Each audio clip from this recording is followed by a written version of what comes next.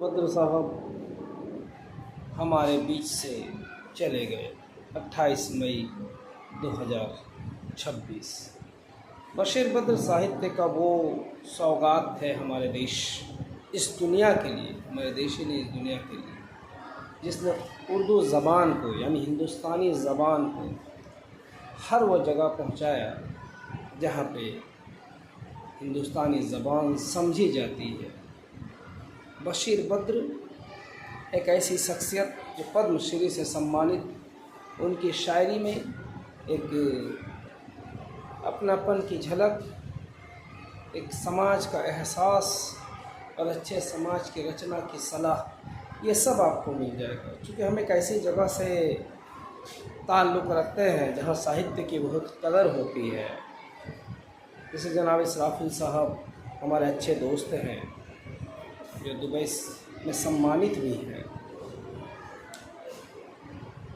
और आज वो बहुत अच्छे जगह पर हैं, मुंबई में अपनी साख बनाए हुए हैं।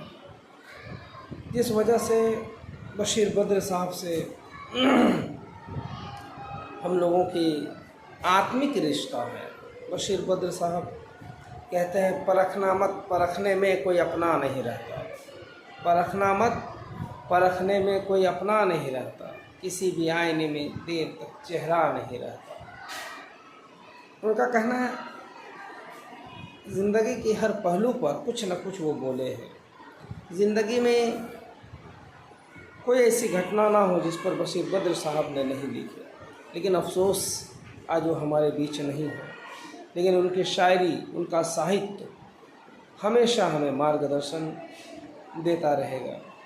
और ये भी कह सकते हैं कि कलमकारों की जो पीढ़ी है अब घटती जा रही है। अब व्हाट्सएप, फेसबुक और इंस्टाग्राम की एक नई पीढ़ी आ रही है। वो कलम की ताकत, वो अपनापन, वो एहसास जो कराते थे, वो पीढ़ी अब शायद हम लोगों तक ख़त्म हो जाए। लेकिन अफसोस इस बात की है कि हिंदुस्तान जो साहित्य का सिरमौर है, वहाँ के बच्चे कलम पकड़ने से डरते हैं। इंस्टाग्राम, फेसबुक और व्हाट्सएप यूनिवर्सिटी से नॉलेज लेते हैं। अफसोस हमारे पास महाकाव्य, महाभारत और रामायण जैसा चीज़ उस दौर से मौजूद है जब शायद लोग किताबों का नाम भी नहीं सुने होंगे। बशीर बद्र साहब कि ढूंढेंगे तो कोई मिल ही जाएगा, ढूंढेंगे तो कोई मिल ही जाएगा, और तुम जैसा मुझे कौन चाहेगा। बशीर बद्र साहब को अल्लाह जन्नतुल फिरदौस में जगह अता फरमाए, और उनके द्वारा लिखी हुई कविताएं, शेर, गज़ल, यहाँ तक कि अशआर, मिसरा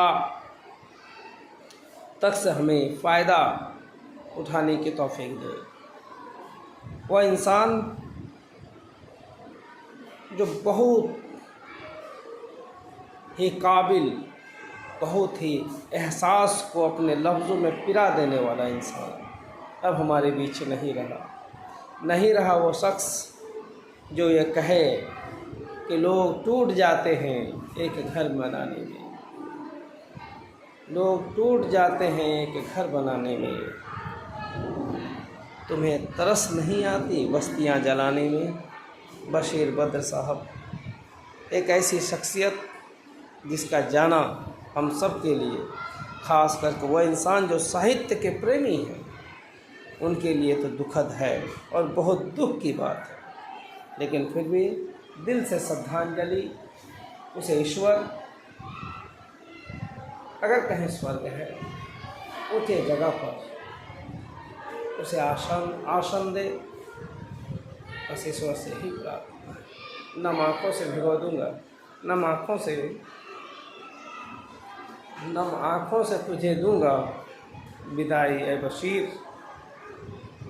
हम वो खुशनसीब नहीं जो तेरा दीदार कर सके।